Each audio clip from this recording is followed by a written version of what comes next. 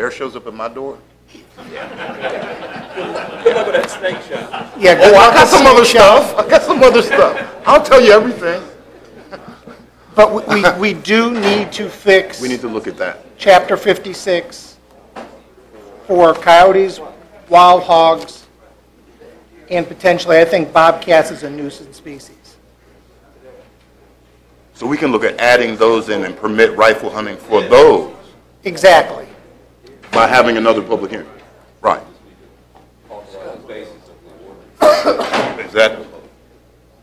That sounds fair. Is that what the rest of the board would like to do? Have another public hearing to allow coyotes and wild hogs and I think nuisance bobcats? species bobcats.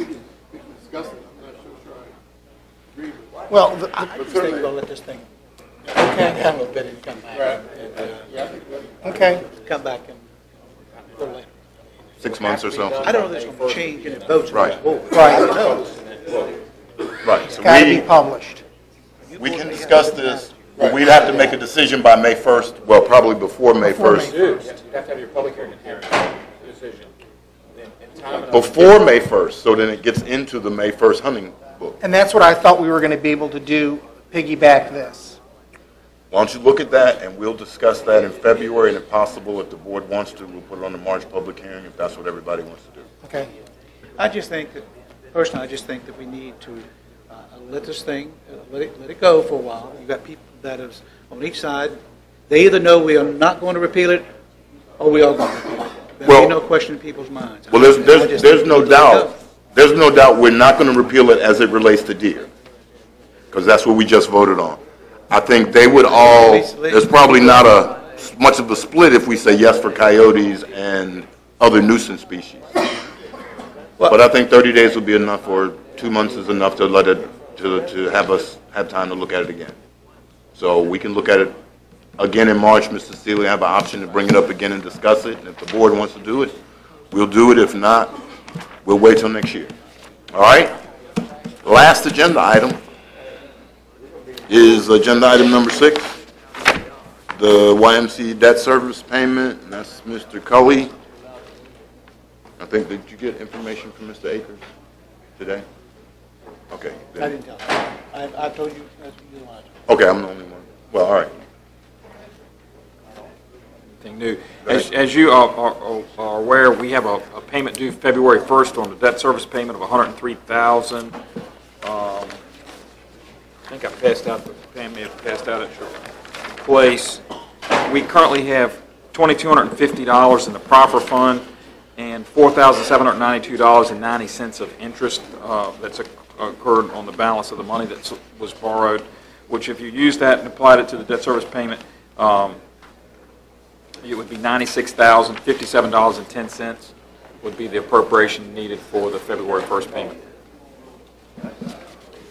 And Mr. Akers? Mr. Chairman, there should be a $10,000 check coming.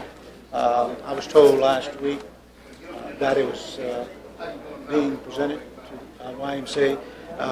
There's a $15,000 check that's going to be coming probably next month sometime. The total 103 is not there, but it would bring it down to about $70,000, $75,000, and I've instructed when the money comes in, he used to pass it on to you. And there's another $1,200 that have come in on individuals sending, $500 and $200 contributions. Okay. And just so the board understands, this item is really just on the agenda to provide direction for county staff when the payments due next month. So they're going to make up the difference based on subtracting whatever's come in. Certainly, we've got to make the payment of the total amount of $103,000.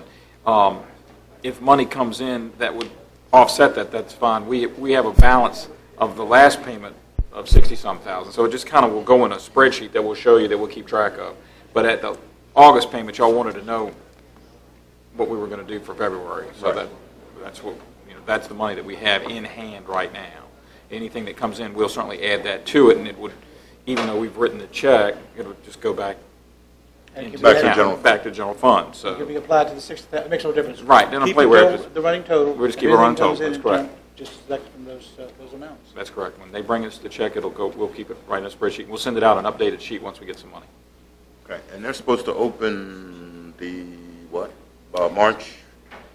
Yeah, they're working to get Mark Warner to be one of the keynote speakers at the grand opening, and so they're trying to work out a date where he will be here to make that.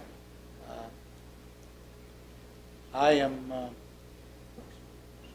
Jeff, you may have some numbers that I can contact Rob Whitman, because I'd like to have Rob Whitman there as well for the grand opening celebration. So if you can give me that number so I can reach them. I can do that. Okay. Okay. And the other thing you didn't mention is that you're working on actual naming rights. Yes, For the naming right process is getting underway heavily now, and so we expect that to really come into play.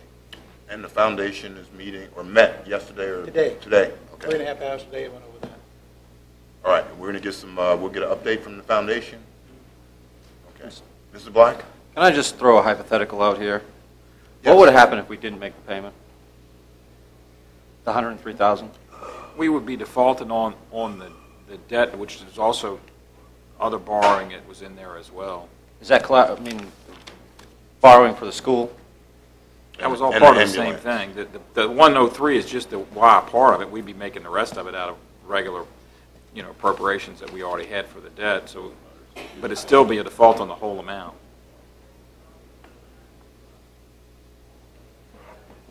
Mr. Chairman, I'm going to make a comment here. Maybe I'm the only dissenting vote, but to me, this is a giant slap in the face. I'll just be blunt. This is a giant slap in the face. We allowed last time a foundation to come in front of us that said that they were going to raise money. And last time when the YMCA was here, I went through methodically, talked about 6 different organizations or 5 different organizations that were supposed to be raising capital for this thing. We say we're going to get a payment next time. We've heard that several times. We're paying interest only on a YMCA. At my constituent meeting, and I don't think I was wrong in this, I said that the YMCA was going to be an $8 million YMCA. And the last time when closing comments, there was a supervisor that challenged me on that. And I would like to justify that comment because we're paying $1 million in interest only. $1 million, is that correct? Is that correct? $1 million in interest only. 5 years at 200,000. 5 years at 200,000 is $1 million, interest only. Okay? We granted them $5 million. So there's $6 million. Now, if the money is not raised, $5 million is not raised, we have to finance it. If you finance $5 million, you're not going to pay $5 million back. Correct? I mean, you buy a house for $170,000, which I bought it for. I think I'm paying the bank back $300,000. So we're paying $8 million to this YMCA. So I'd like to kind of go back 6 months ago when a comment was made on that. No question a YMCA is a good thing. I'm not saying that. What I'm saying, though, is we were sold a bill of goods. And I have a hard time just kind of ignoring that. No taxpayer money was going to be used. No taxpayer money was going to be used. Taxpayer money is being used. $103,000, $206,000 is 1 penny on our tax rate. Interest only, not paying for a brick.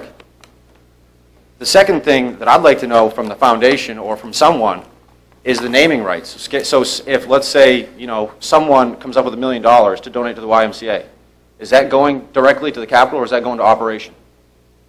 Is that money that's donated, is that going to come as a check to the YMCA to pay down the capital or does that go towards operating? Do we know that answer? Yes, we do know that. It's capital, Capital, 100%. that's correct.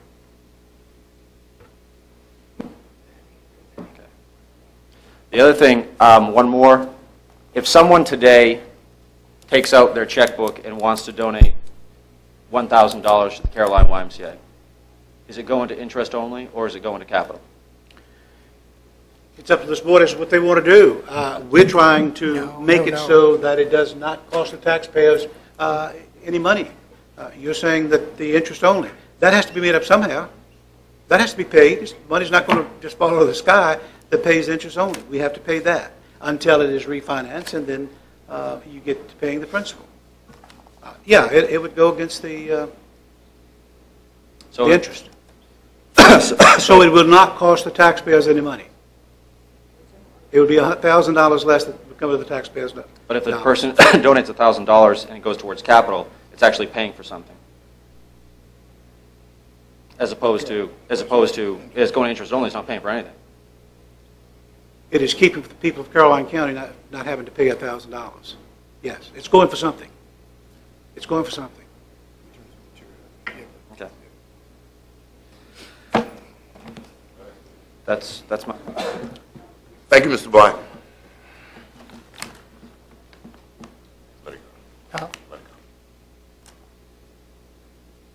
I would just like to see in writing from the YMCA that the naming rights is going to go to capital.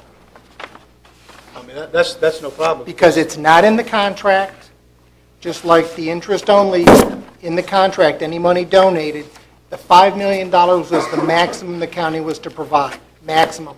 Any money donated decremented off the $5 million. That's in the contract. But I would like to see something in writing from the YMCA saying that all the naming rights dollars are going to go to capital. I think if That's no problem. we'll ask. I will get that in writing. We'll ask Mr. Akers to get that from the Y. And I understand the frustration of board members on both sides of the issue, and I think the making this payment minus whatever we have is probably close to the end of our patience tolerance area. So in August, when we come back, there should be a lot of naming rights, and a lot of money collected, or there'll probably be a long discussion about what we do. And I think that's really what everybody's saying. So it's been a long discussion every time we've discussed this. This long discussion has been going on for over a year, Mr. Thomas. It's just not been tonight, and it hasn't been just 6 months ago. That's been going on for over a year now. And it will continue to go on over something. And so that's it. okay. Wait a minute, Mr. Akers. Wait. You address your comments back to the chair. Mr. Underwood had actually didn't say, I want the floor, but he had actually started to speak next. So we'll let him go, and then Mr. Seeley's going to go, and then we all are going to go. Mr. Chairman, my comment regarding the YMCA is, again, as Mr. Black stated, I don't think we have an issue about the value of the YMCA. I just wish we had more information that we could have given to the citizens so they would understand what the ramifications are. And I don't think we fully understood, certainly I did not understand from the beginning that we would possibly be going down this road. Now that we are down this road, the fact that the YMCA is going to belong to Caroline County. So you don't get something for nothing. And I think that's one of the realities. It would be nice if the capital campaign raised enough money, but I've worked with YMCAs in Richmond when I first moved to Virginia. I've witnessed how they can help change a community. Again, I wish we were in different circumstances. I was one of the board members that voted in favor of YMCA. Had I dug a little deeper, peeled the onion back a little deeper, then I would have gotten to where we are now a little quicker and had that conversation. Didn't have that conversation, so that falls squarely upon my shoulders. So I have to face my constituents and say that at this point it is costing us. However, our goal yet is to recoup the funds so that it does not cost the taxpayers any money. Is it costing, are we using county funds right now? Yes, we are. That's a fact. That is absolute fact. So I can understand certainly Mr. Black's frustration. I can understand Mr. Seeley's frustration. I'm frustrated myself, but I do know that I do see light at the end of the tunnel because that was my commitment to the folks that I represent. So I'm going to run as hard as I can continually to say that I'm going to do all that I can to make sure that we recoup the funds for the YMCA. Thank you, Mr. Chairman. Thank you, Mr. Underwood. So obviously the board is going to vote as to whether we give you the payment or not. We didn't do that, did we? Would we like to do that? Doesn't require it. It was more informational. We've budgeted the payment. The revenue is not there because Right. the revenue was budgeted to come from an outside source. So to actually write the check, I have the authority to do it. I'm just letting you know That you don't that have the I don't have revenue. the revenue, and it's ultimately going to come out of the general fund until such time as it's, checks are brought in to cover it. So it really doesn't require that. It's not a vote. Well, thank you. I'd be happy to move on then. All right, thank you for the information, Mr. Cully. That brings us to the county administrator's report or informational calendar items you'd like to give us?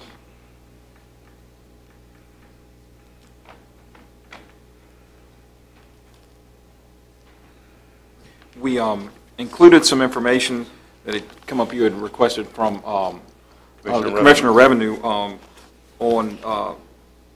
proration of your vehicle. If you do have it already in the system and have proven your 100,000 miles, you wouldn't have to necessarily give your next inspection, but there are multiple breaks up to, I think, 250,000 miles, so you get a little bit more up until then. So if you don't bring it in, you're not going to get credit. So say if you went from 100 to the next break point, you wouldn't get that next break point. So that's why they asked everybody to bring their current inspection in up until 250, because my car's got 308, and they said I was over the, I wasn't going to get any more discount. So I didn't need to bring the inspection in anymore because they. So that's sort of how that works, and she included some things about what you need to file and when you need to file it by. But that's why they do continue to ask for that inspection, because there's, I think, 3 break points on the high mileage. All right, before you leave there, I asked you that because I had a constituent ask why did they have to bring their 100,000 mile in every time. So they really don't have to bring it every time. There are different breaks in there. Okay. Correct. If they don't bring it in, it's if say they were at 110,000 and there's the next break's 150. If they don't bring it in, they're just going to keep getting the same discount for 110 until such time they bring it in and prove they're over the next break point. And then that leaves it up to the constituent to get the next break if they so desire. Okay. That is correct. Which we, of course, haven't published much, have we?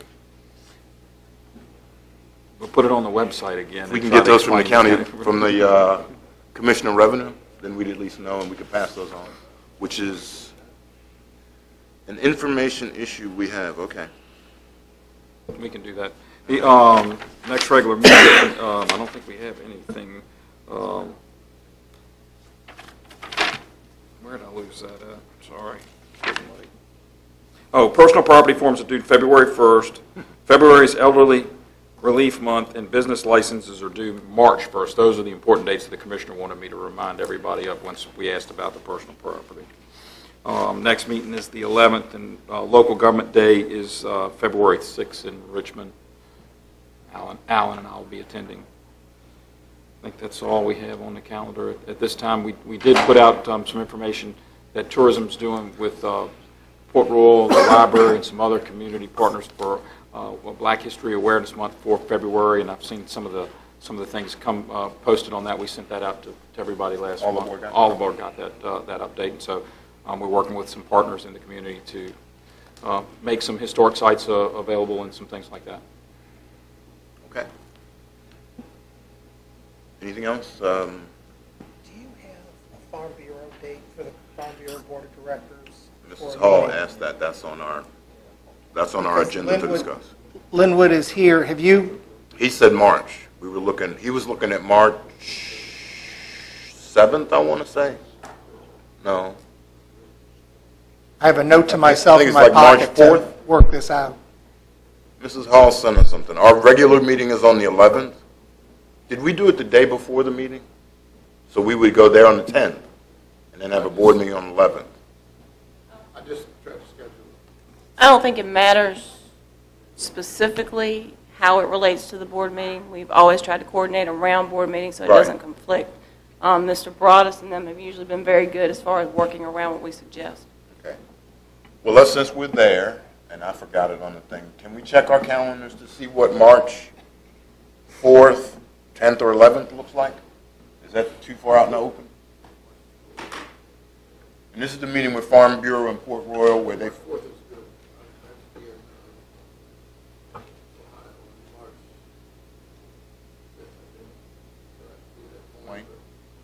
Wayne, does that look good for you? Okay. Right now, I'm good for that. Mr. Black, we'd have to have it after school hours, of course, so 6 or 7. Mr. Taylor, how's that look for you? So you're busy, right? So you're busy. Well, that's what people that retire say. The more when they retire, they get busier.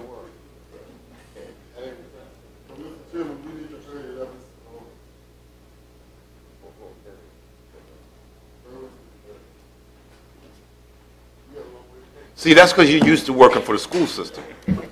See, here in the private sector, we fly in this kind of stuff. All right? I've been de-iced in Pittsburgh, so trust me, it's not fun. All right, so we're going to try March 4th. That's what we're going to look for. We'll shoot for them on March 4th. All right. Mr. Taylor wants us to go, so we're going to do closing board comments. Mr. Taylor. I have none. Oh, thanks for the help. Mr. Black? None. Mr. Underwood from Indiana, he can take as long as he wants. Thank you, Mr. Chairman. Just have no comments. Thank you. Thank you. Mr. Chairman, I do. I read an article to the editor, letter to the editor in the Carolina Progress this week, and it had to do with Durrett Road. Again? And I'm not sure whether the mother of the guy that sent you the letter several weeks ago, Mr. Miller, indicated that I'd said that we were going to pave a section of the road and skip a section of the road and then pave another section of the road. And that's not what was said. What was said was the first section of the road would be by the developer, which would be widened and paid for by the developer. The last section of the road would be widened and paid for by the developer because it attaches to his South River project. But the middle of the section of those two developer sections had to be paid by the state in place.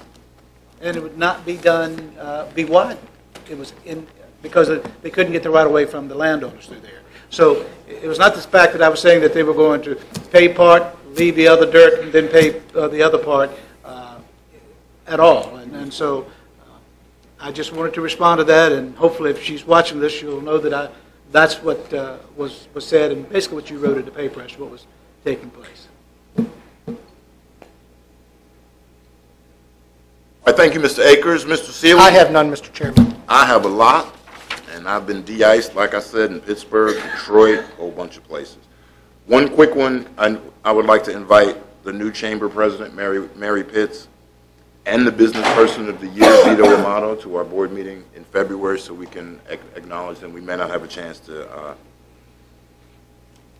get Mr. Amato since he actually works, but if we can, that would be nice. He or his wife. And we're going to start talking, one of the board members said something before about maintenance and going through the warrants and the amount of maintenance we have on county vehicles.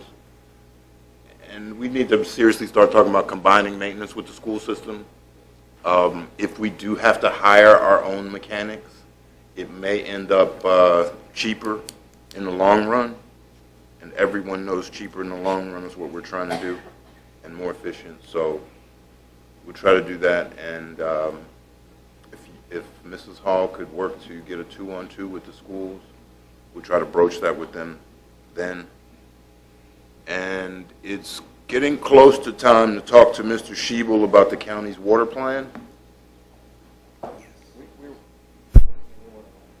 Right. Okay, well, we want to talk about that in March, at our first meeting in March. so we can talk about it for sure. And the last thing is, we need more information on the county's ability to limit, allow, prohibit fracking as it becomes closer. We don't know if we really have any say-so. It may go the same way as biosolids. The state says do it, and we have no control. But we'd like to know what we can do now. All right, that seems to be it. Anything else? Make a motion to adjourn? Please. Second. Motion made by Mr. Seeley, seconded by Mr. Taylor. Not sure we want to go yet, Calvin. All in favor, say aye.